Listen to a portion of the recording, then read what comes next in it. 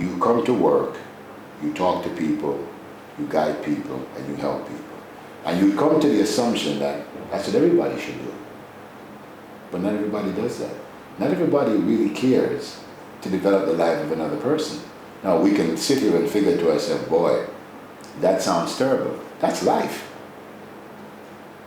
So when you are committed to do that as a first priority, something has to change, because you're going to see to it that something changes. So it's not just preparing to get something done. It's the application process that makes it happen, the continuum of keeping it happening, and what happens to the person from the day it happens to them, and what happens to them every day after that, and who else they bring into that understanding to get them to all believe, wow, I'm capable. Because that's the thing that I've come to realize in a Sandals environment. We have a lot of phenomenal people, no doubt. They have done well in our company, but maybe, as you've stated, they have slipped through the cracks of education in their personal life.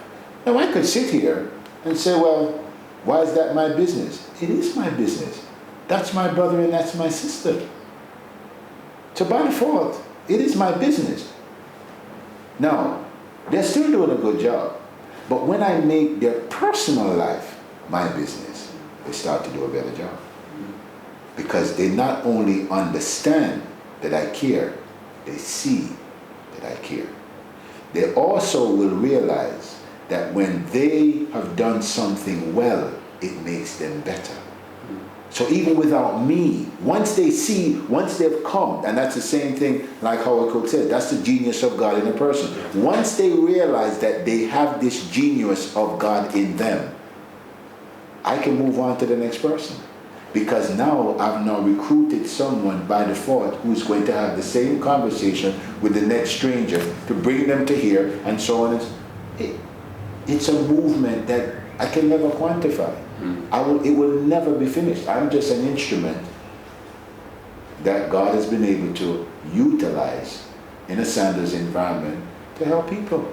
There's some interventions that you and I and Dr. Hassan have been able to do. It could never have been possible by one individual.